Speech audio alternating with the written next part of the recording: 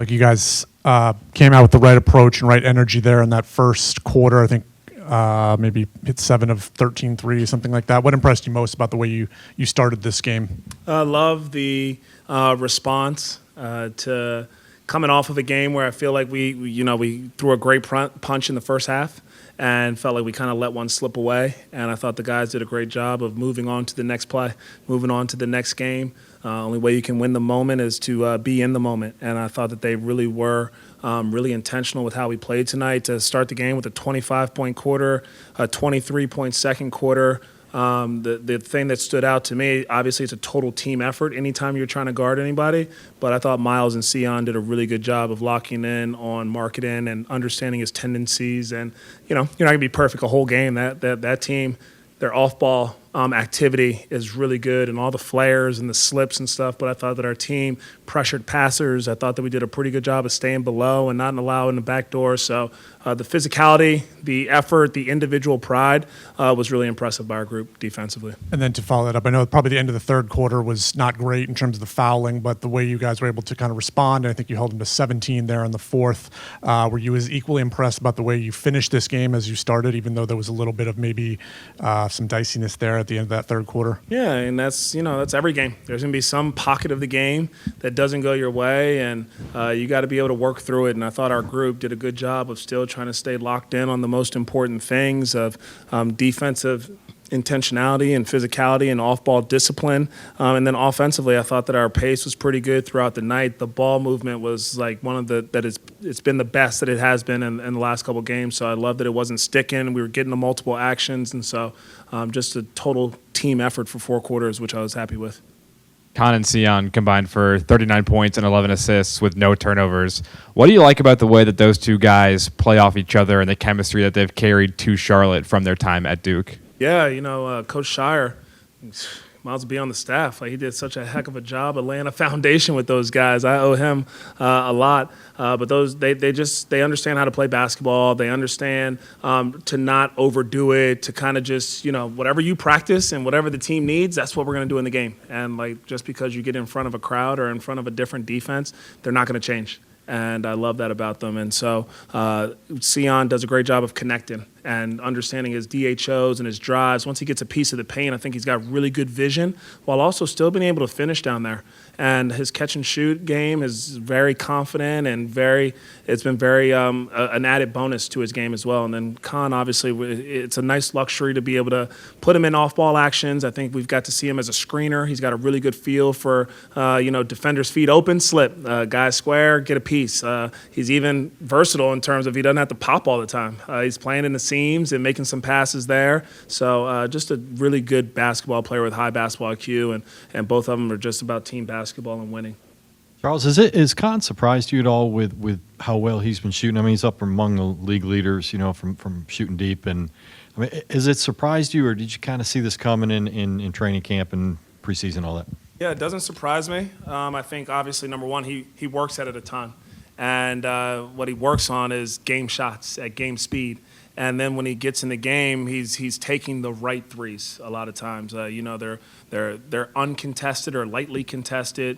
He plays really well off of his teammates and understands how to find windows as they're driving. His defender turns their head. How do I slide to that corner? Baseline out of bounds. He does a really good job of having a feel of all of a sudden when am I slipping to kind of get to that corner and get a shot off. So, no, I'm not surprised because of his work ethic. Because also his mechanics of his shot, I think, are really good. He's got a really strong base and strong legs. So even as he drives it a lot of times, he's able to kind of play off a two and still get to some things. But not surprised. And I think that his teammates do a good job of finding him, especially after he hits one. You mentioned it earlier. But I want to say it again. Sion is a rookie, and he at points was the primary defender for Lauri Markkanen. What made the coaching staff say, hey, we can entrust this guy with this responsibility on defense? And what you see from him, not only from there, but getting the stop, boxing him out, getting the ball, bringing it up, and then getting an assist to Colin Knipp on the other side? Yeah, I think that he's earned our trust. We've got to watch him throughout the preseason and watching what he did, obviously, during Summer League in the limited minutes. But he guards the best players on our team, and he identifies with, like, I want to get stops. I want to be a defensive-minded stopper, good two-way player. And so he does his homework. He understands tendencies, and you know that you can trust him with a game plan. If it's to make the guy go left, he's going to do a really good job of doing everything he possibly can to make sure the guy goes left. And then same thing, go right, whatever it is, he will do it at the best of his abilities. And then he just brings a physicality that allows him to guard 1 through 5. And a relentlessness on the glass to make sure he's finishing possessions. I think he has some of the best defensive rebounding clips of the season so far, where he's boxing guys out, and it doesn't matter if he gets it. He's like, I'm just going to make sure my guy doesn't. And so I think that the total package defensively is seen in Sion.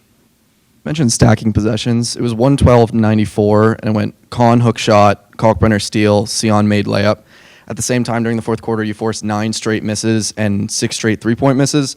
How does it feel to know that not only is your message being internalized, but it's also being the rookies are fully understanding and following the message? Yeah, and it feels really good. And I think that not only are the rookies understanding the message, they've got great teammates around them that are also echoing the message. And so when you hear Colin coming into a timeout, hey, we got to get stops, and Miles talking about we got to get buzz kills, and Brandon saying something too, it's really refreshing to know that the team, they're going to take ownership of what needs to be done and hold each other accountable to it. Coach, you guys acquired Colin Sexton from Utah. To see him today go out 10-point night, just what have we seen from him off the court and just throughout this season? Yeah, seen a lot of really good things. One of the things I love about Colin so much, too, is just how coachable he is. And it's a new situation, new system, new environment. And it's been pretty seamless because, like, he just wants to do whatever he can to, like, add to the group and fit in. And so today I thought he just played so under control, 12 assists. Defensively was really good. And so I just think that he just brings a work ethic, an attitude, a humility to him that's, like, refreshing.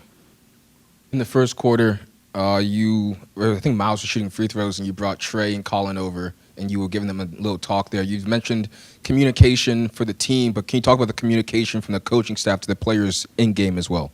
Yeah, those conversations, they vary. Sometimes they can be a little bit more stern, and sometimes they're helpful pointers or something to just get the group to understand what needs to be done. And so I also try to find moments to get them to not talk to the officials. Like, we have to worry about controlling what we can control. And so I'll make up something sometimes just to get them away. To now, hey, let's focus now on, like, this offensive play or something.